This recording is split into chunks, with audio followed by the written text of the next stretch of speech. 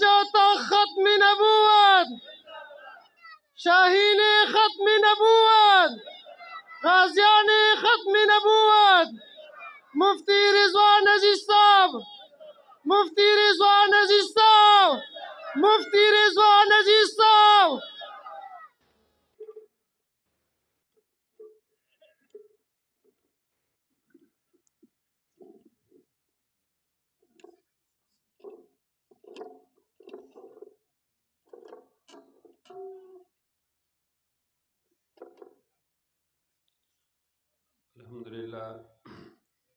الحمدللہ الذی جعل الحق یعلو ولا یعلا والصلاة والسلام علی من قال لا نبی بعدی ولا رسولا وعلى آلہ واصحابہ الذین اتبعوہم بإحسان الی یوم الجزاء. قال اللہ تبارک وتعالی اليوم اکملت لکم دینکم واتممت علیکم نعمتی ورضیت لکم الاسلام دینا. وقال النبی صلی اللہ علیہ وسلم انا آخر الانبیاء وانتم آخر الامم او کما قال علیہ الصلاۃ والسلام.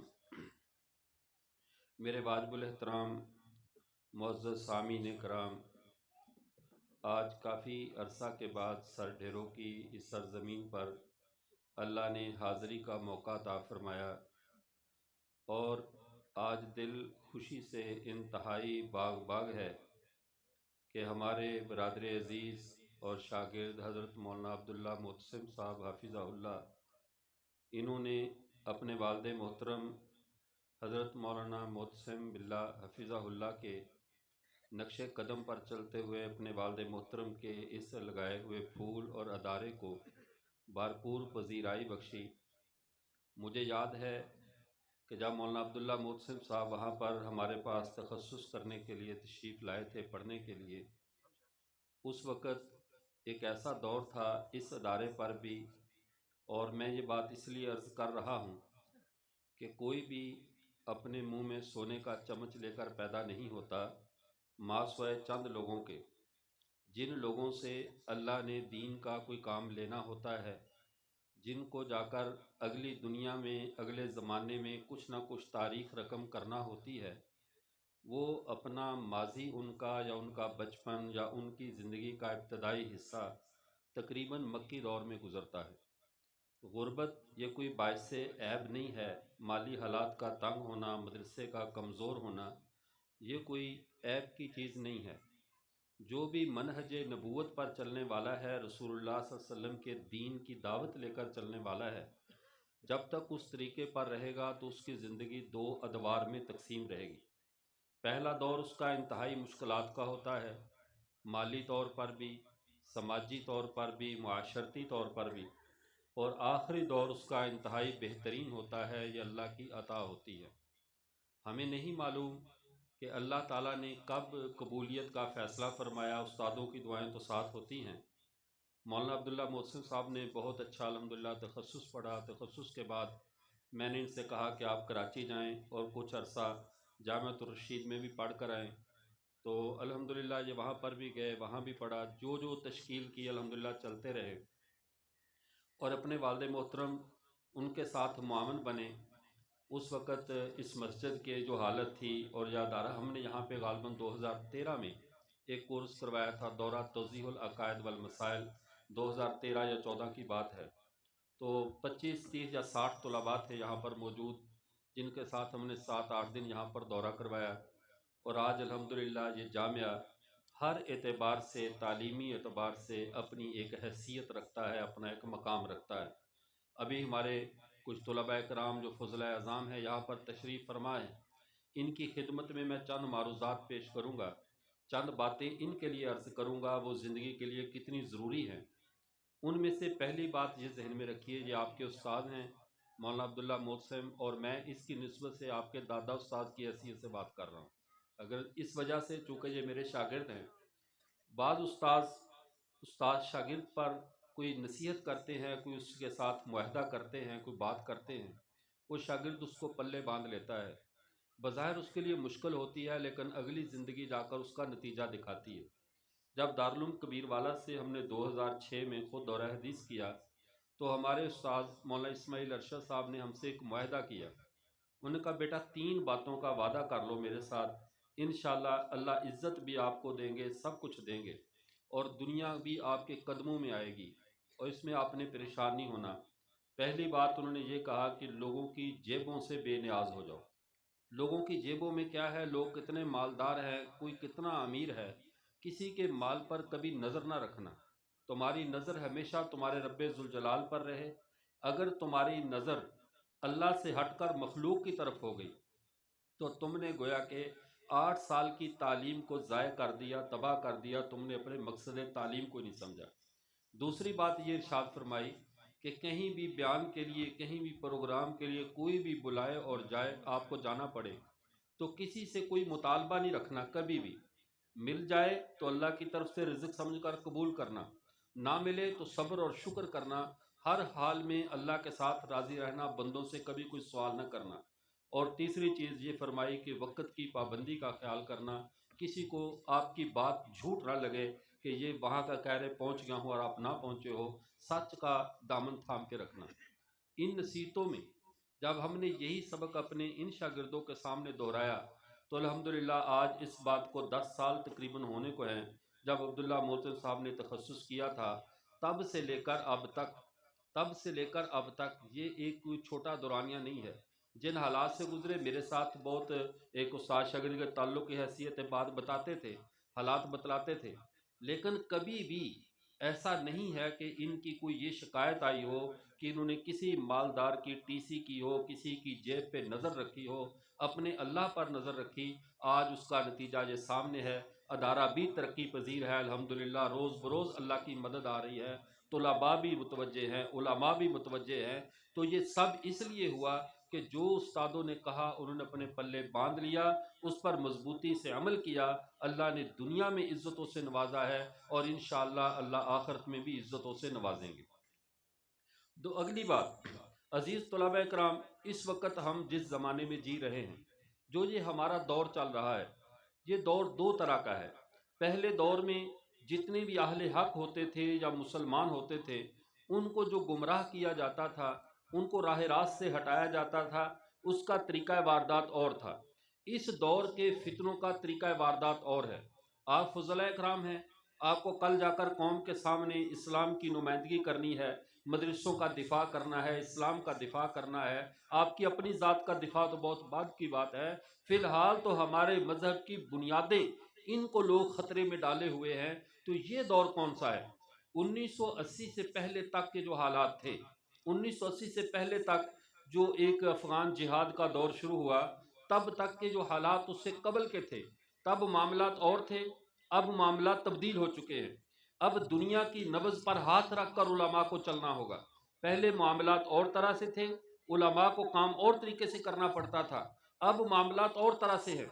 پہلے دنیا گمراہ کرتی تھی زن، زر اور زمین کے ساتھ، مال دیتے تھے، رشتہ داری دیتے تھے، بچی کا رشتہ دے دیا، یا بیرون دنیا کے لیے آپ کو ویزے دے دیے اور ہمارا نوجوان گمراہ ہوتا تھا۔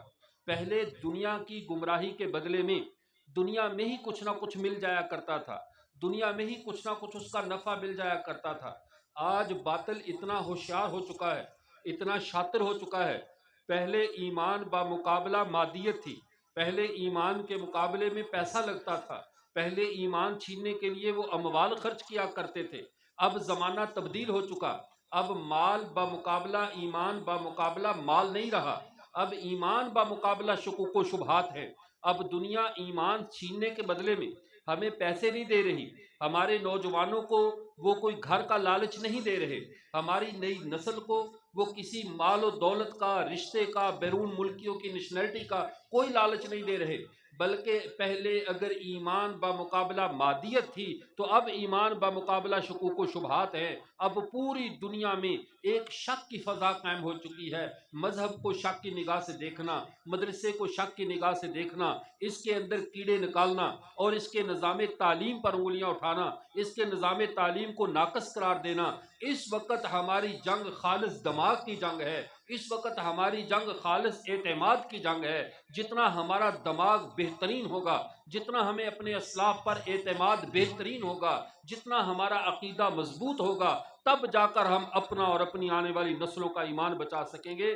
اگر ہم شکوک و شبہات کی اس رو میں بہہ گئے، اگر ہم شکوک و شبہات کا شکار ہو گئے، تو دشمن کی چالیں اتنی تیز ہیں، دشمن کا طوفان اتنا سرکش ہے کہ بڑے بڑے برج اس میں گرتے چلے جا رہے ہیں. میں بلا خوف و خطر ان برجوں کے اگر آپ کو نام بتاؤں، ہاں آپ میں بہت کم ہوں گے جو صاحبزادے ہوں گے، آپ میں سے بہت کم ہوں گے جو کسی بڑے سے بڑے اکابرین کی اولاد ہوں گے، لیکن اس وقت کے شیاطین نے ان بڑوں کی اولادوں پر حملے کر دیے ہیں، ان بڑوں کی نسلوں کو برباد کر کے رکھ دیا ہے. آپ مثال کے طور پر دیکھیے حضرت امام اہل سنت حضرت مولانا سرفراز خان صاحب صفدر رحمۃ اللہ علیہ پوری زندگی علم حدیث اور دین کی خدمت میں گزری ہے، سنت کا دفاع کرتے ہوئے گزری ہے، اور آج ان کا پوتا ایک ایسے شخص کی وکالت میں مشغول ہے، نمار خان ناصر کے نام پہ، ایسے شخص کی وکالت کر رہا ہے جو پیغمبر کی سنت کا بھی دشمن ہے، امت کے اجماع کا بھی دشمن ہے، امت کے مشترکہ عقائد کا بھی دشمن ہے. آج وہ اس جاوید احمد غامدی کا نمائندہ بن کر بیٹھا ہے. تو ہمیں اس فتنے کی سنگینی کا اندازہ لگانا چاہیے کہ دشمن کس حد تک ہمارے اعتقادات اور ہمارے نظریات کو کچل رہا ہے، ہماری نسلوں کے عقیدوں کو بگاڑ رہا ہے. نئی نسل کے عقیدوں کی تو کیا بات، مدرسوں میں پڑے ہوئے ہمارے بڑے بڑے اسلاف کے حضرت بنوری کے خاندان کے بچے ہیں، اور کوئی مرزا جہلمی، کوئی غامدی، ان فتنوں کے اندر ایسے مبتلا ہوتے چلے جا رہے ہیں. تو خدا کے لیے فارغ التحصیل علماء اور موجودہ وہ طلباء جو پڑھ رہے ہیں، اس بات پہ کبھی ناز نہ کرنا کہ تمہارا علم بہت زیادہ ہے. جب تک اپنے بڑوں کا دامن تھام کے رکھو گے، جب تک اپنے اہل اللہ، اپنے اساتذہ اور اپنے اسلاف سے وابستہ رہو گے، اس فتنوں کے دور میں ایمان محفوظ رہے گا. ورنہ یقین کیجئے دشمن کی چالیں اتنی تیز ہیں، دشمن کے معاملات اتنے تیز ہیں، چونکہ ہم مناظرے کے محاذ پر موجود ہیں، ہم میدان میں برسر پیکار ہیں، ہمیں پتہ ہے دشمن اس سطح پہ پہنچ چکا ہے، وہ اس سطح سے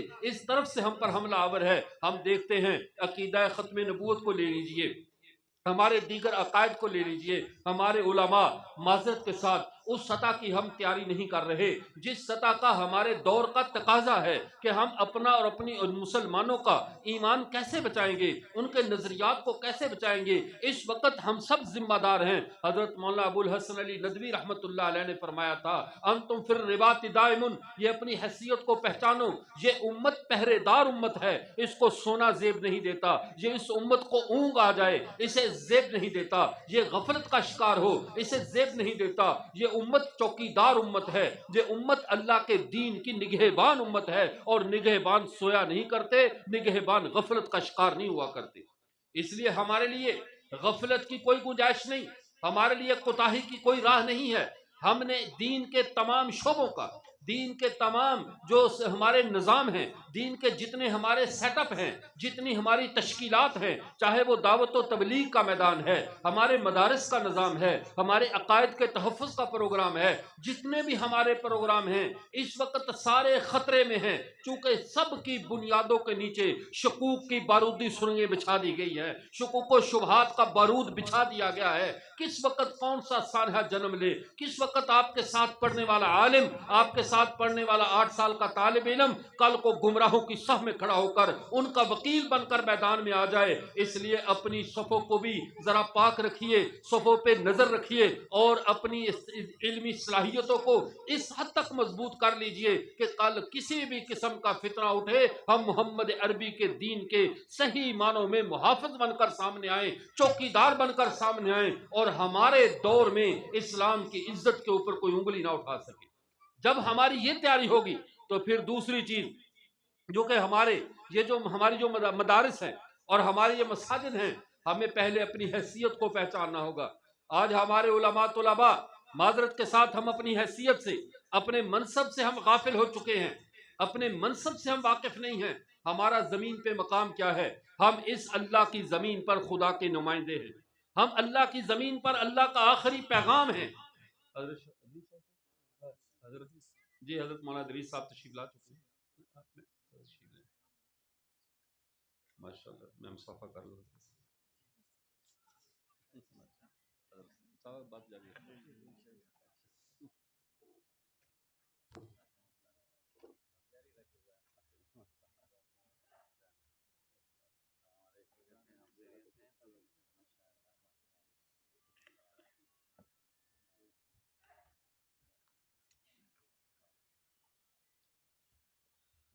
تشریف رکھیں۔ حضرت شیخ صاحب دامت فیضهم سے یہ میری دوسری بار بلکہ تیسری بار ملاقات ہو رہی ہے، اور پہلی بار ان سے ملاقات ہوئی جب حضرت تاشکند کے ایئرپورٹ پر، جب ازبکستان کے حضرت دورے پر تھے تو ہمارا بھی 60-70 علماء کا وفد تھا، تو میں نے حضرت سے معلومات حضرت کے ساتھی نے بتایا، حضرت یہ ادریس شاہ صاحب دامت برکاتہم میں حضرت ادریس صاحب، تو حضرت پھر وہاں ہم سے جدا ہو گئے۔ حضرت کا اپنا سیٹ اپ تھا، ہمارا اپنا نظام تھا، پھر دوبارہ ہماری واپسی کی فلائٹ پھر کٹی تھی جب بخارا سمرقند گھوم کر، تو پھر دوبارہ تاشکند میں، اور آج تیسری بار ہمارے چارسدہ میں حضرت کی زیارت سے ہم مستفید ہو رہے ہیں ماشاءاللہ۔ تو میں عرض کر رہا تھا عزیز طلباء، ابھی ہمیں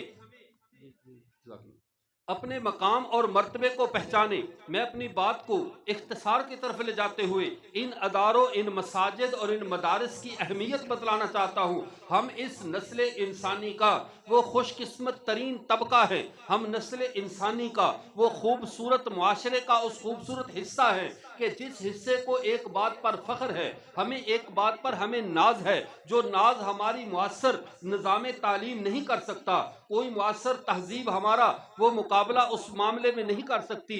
جس چیز کے ساتھ اللہ نے ہم کو نوازا ہے وہ چیز کیا ہے؟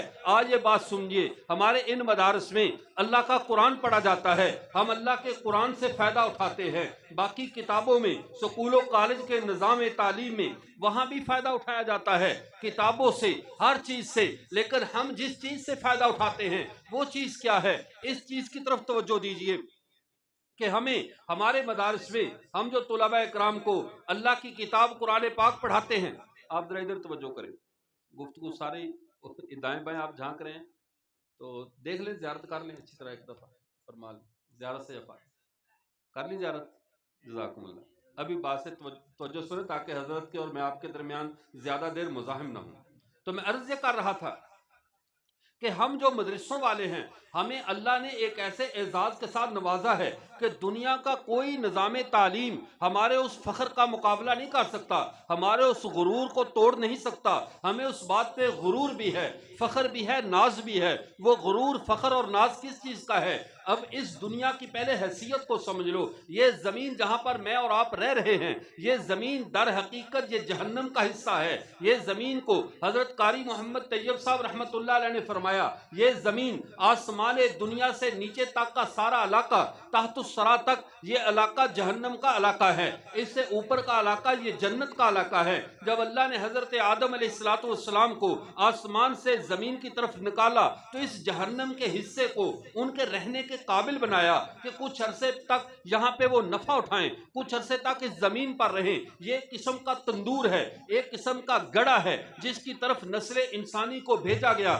لیکن اللہ کی رحیم ذات، اللہ کی کریم ذات سے یہ بات بعید ہے کہ ایک اپنے بندے کو، اپنے نائب کو، جس کے اوپر کبھی فرشتوں کے مقابلے میں فخر کیا تھا، انی جاعل فی الارض خلیفہ، میں زمین پر اپنا نائب بھیجنے والا ہوں، اس نائب کو اس جہنم کے علاقے میں بھیجے، پھر اس کی واپسی کی سبیل پیدا نہ کرے، اس کی واپسی کی راہ پیدا نہ کرے۔ یہ اللہ کی سنت سے، اللہ کی رحمت سے یہ بات بعید ہے، تو اس کو نکالنا کیسے ہے اس جہنم سے، اس جہنم کی زمین سے کیسے انسان کامیاب ہو کر نکل سکتا ہے؟ تو نبی کریم صلی اللہ علیہ وسلم نے ارشاد فرمایا، معجم کبیر طبرانی میں سند حسن کے ساتھ یہ حدیث موجود ہے، نبی کریم صلی اللہ علیہ وسلم ارشاد فرماتے ہیں، کلام اللہ و حبل اللہ المتین، یہ جو اللہ کی کتاب ہے، یہ جو قرآن پاک ہے، یہ اللہ کی وہ مضبوط رسی ہے، الممدود من السماء الی الارض، جو آسمان سے زمین کی طرف لٹکائی گئی ہے۔ اس کے لٹکانے کا مقصد کیا ہے؟ جیسے کنویں میں گرے انسان کو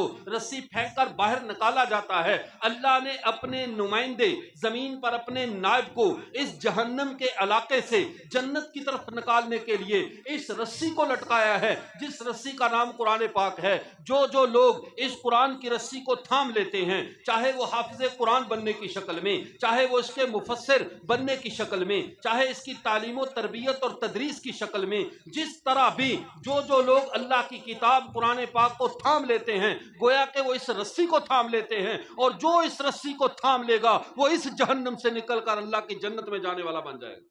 وہ اللہ کی جنت میں جانے والا بن جاتا ہے. تو یہ رسی قرآن کی ہے جو ہمیں یہاں سے نکالنے والی ہے. ہم نے کسی جگہ پر جانا ہو, ہم جانتے ہیں آپ نے بیرون ملک اگر عمرے پہ جانا ہے, قریبی ایئرپورٹ پر پہنچو گے, آپ کو اٹھانے کے لیے جہاز یہاں چار سدہ جو سر ڈیری میں تو نہیں آئے گا, آپ کو کسی نہ کسی ایئرپورٹ پہ جانا ہے, آپ کو لاہور جانے کے لیے کسی بس سٹینڈ پر جانا ہوتا ہے. آخر انسانوں کو اللہ تک پہنچنے کے لیے, جنت تک پہنچنے کے لیے کس سٹیشن پر آئیں, کس سٹینڈ پر آئیں کہ یہ باحفاظت اللہ کے دربار میں پہنچ جائیں. تو اللہ نے ان مساجد اور مدارس کو اس رسی کے اترنے کا, اس رسی کی لینڈنگ کا ایک ایسا پوائنٹ بتا دیا ہے. جو اپنے رب سے ملنا چاہتا ہے, جو اپنے اللہ کے پاس کامیاب ہو کر پہنچنا چاہتا ہے, اسے کسی اور سٹیشن پہ جانے کی ضرورت نہیں, کسی آکسفورڈ میں جانے کی ضرورت نہیں, کسی اسے اسکاٹ لینڈ یارڈ کی یونیورسٹیوں میں دھکے کھانے کی ضرورت نہیں ہے. اگر بحثیت انسان تم زمین پر خدا کے خلیفہ ہو, خدا کے نائب ہو, تو پھر سنیے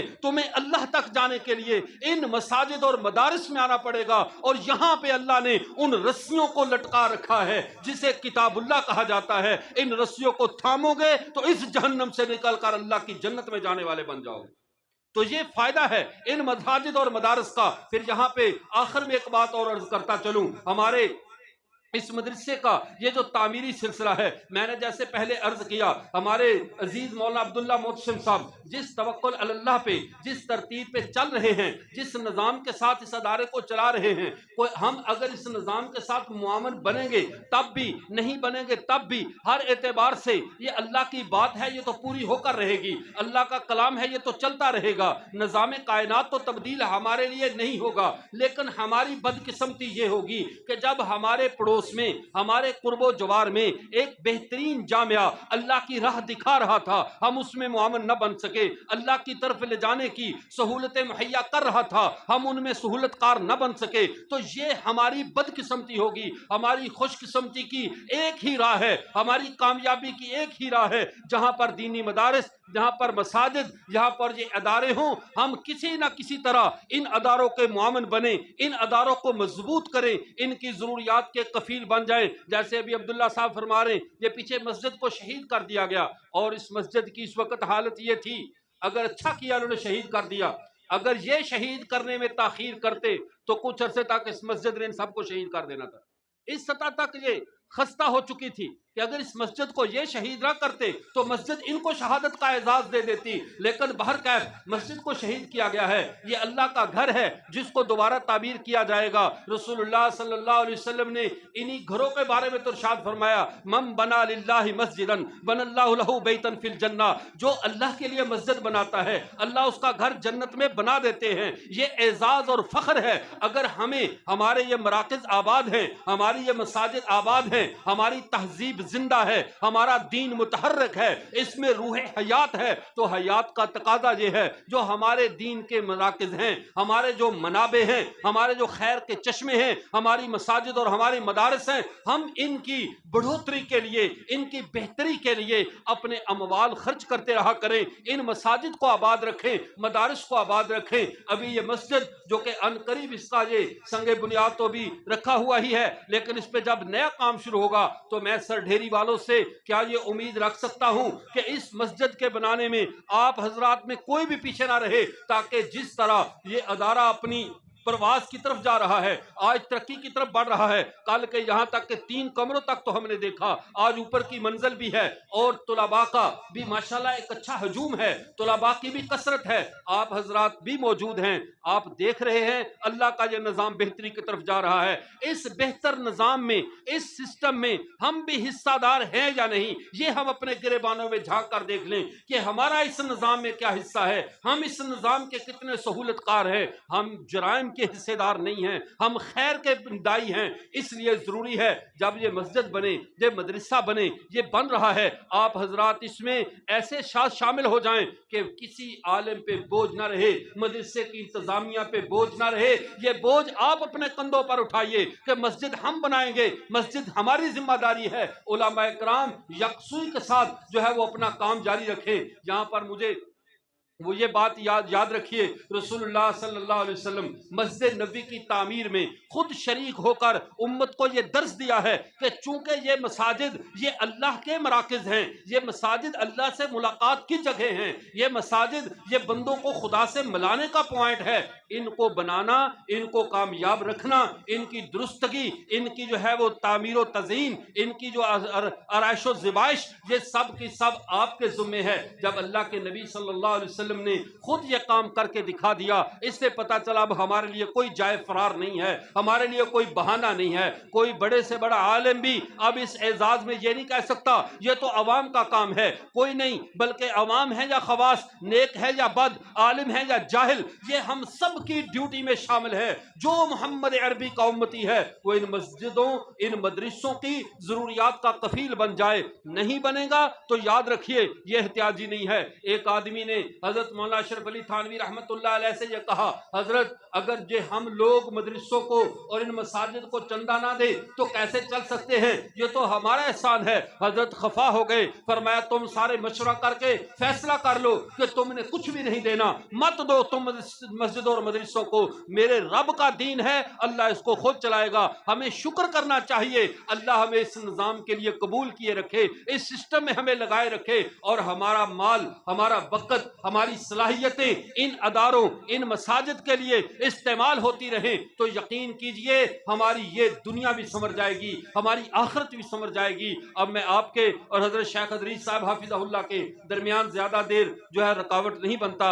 اللہ تعالیٰ اس جامعہ کو، اس جامعہ کے اساتذہ کو، طلباء کو، ان کی تمام ضروریات کو اپنے غیب کے خزانوں سے پوری فرمائے، اور تمام لوگ جو اس مسجد میں، اس مجلس میں موجود ہیں، اللہ سب کو اور ان کی اولادوں کو اپنے مبارک دین کے لیے قبول فرمائے۔ وآخر دعوانا الحمدللہ رب العالمین۔